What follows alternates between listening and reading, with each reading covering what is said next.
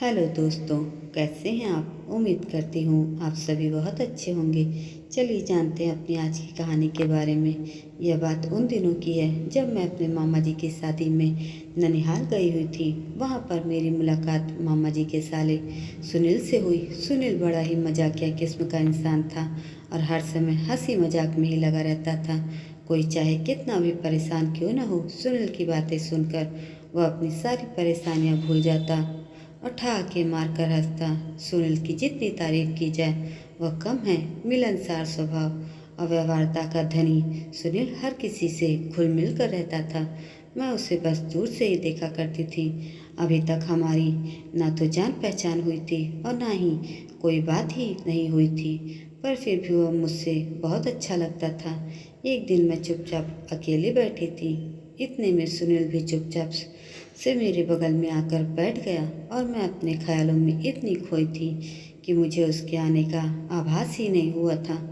थोड़ी देर बाद जब उसने मुझसे कहा, हे हाय, मेरा नाम सुनील है और मैं आपके मामा का होने वाला साला हूँ। उसकी आवाज़ सुनकर मैं चौंक पड़ी और कहा, आपने तो मुझे डरा ही दिया। फिर थोड़ा संभलते हुए कहा, जानती हूँ। इस पर मुस्कुराते हुए सुनील ने कहा, जब आप जानती हैं तो मुझसे बात क्यों नहीं करती। उसके सवाल के जवाब में मैंने सिर्फ मुस्कुरा दिया। धीरे धीरे हमारी बातें आगे बढ़ी। सुनील का स्वभाव मुझे बहुत अच्छा लगता था और वह उस भीड़ में भी मुझे अपना सा लगता था।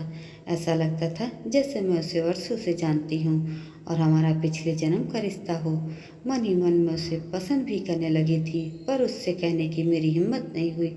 सुनील जिस तरह से मेरे साथ व्यवहार करता था उससे तो ऐसा ही लगता था कि वह भी मुझे बहुत चाहता है, मगर उसने कभी कहा नहीं। एक एक करके सारे फंक्शन हो गए, शादी हो गई, गौना हो गया और सारे रिश्तेदार अपने अपने घर वापस चले गए और आखिर में मैं भी आज अपने घर वापस जाने वाली थी, पर कई दिन से सुनील वहाँ नहीं आया था।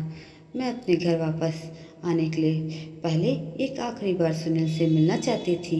ईश्वर से प्रार्थना कर रही थी कि हे भगवान, बस एक बार मुझे उससे मिला दो। और पता नहीं कैसे मेरी यह आवाज़ सुनील तक पहुंच गई और वह किसी कारण से मामा जी से मिलने वहां आया था, तो मेरी भी उससे मुलाकात हो गई।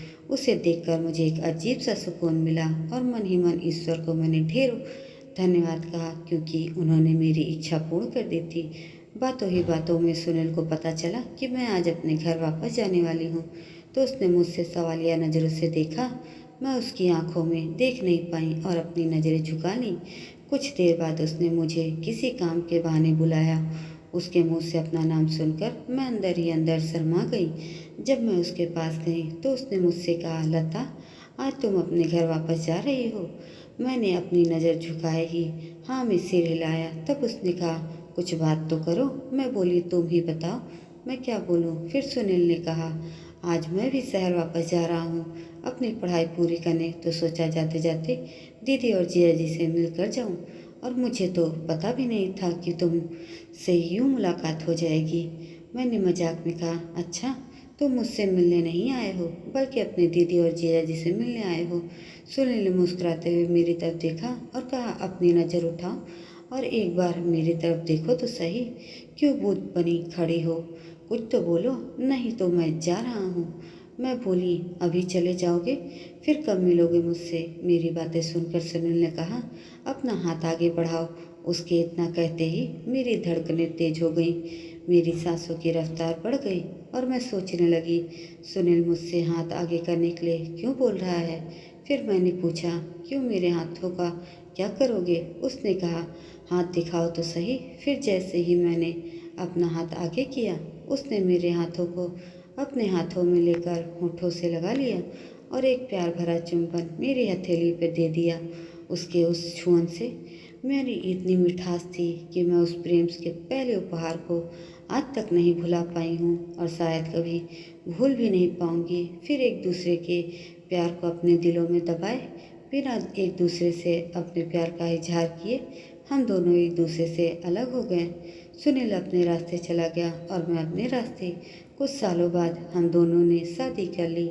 बाद में सुनील ने बेशकीमती अनगिनत उपहार मुझे दिए, मगर सुनील के दिए हुए उस प्रथम प्रेमपूर्ण उपहार के आगे ये सारे कीमती उपहार मुझे फीके ही लगते हैं। जब सुनील ने मेरे हाथों को अपने हाथों में थामा। वह पल मेरी ज़िंदगी का सबसे सुखद पल था, क्योंकि इससे पहले मैंने इतना स्नेह भरा स्पर्श कभी अनुभव नहीं किया था। मैं अपने उस अनुभव को शब्दों में बयां नहीं कर सकती। दुनिया की सारी दौलत मिलकर भी शायद उस एक उपहार की बराबरी नहीं कर सकती। आज भी जब पीछे मुड़कर देखती हूँ तो ऐसा लगता है काश समय थोड़ा पीछे हो जाता तो मैं उन पलों को पुनः एक बार फिर से महसूस कर पाती। पर वक्त कहाँ किसी की सुनता है। पर मैंने अपने दिलों में अपने उन सुनहरे पलों को कैद कर कर रख लिया है, और जब कभी भी उन गुजरे लम्हों को मैं याद करती हूँ तो मैं किसी नई नवेली दुल्हन की तरह ही शर्म से लाल हो जाती हूँ और अपने अगल बगल देखने लगती हूँ, कहीं कोई देख तो नहीं रहा है। दोस्तों, ये कहानी आपको कैसी लगी कमेंट करके ज़रूर बताइएगा, और ऐसी यानी कहानी के लिए मेरे चैनल को भी सब्सक्राइब जरूर करिएगा। धन्यवाद।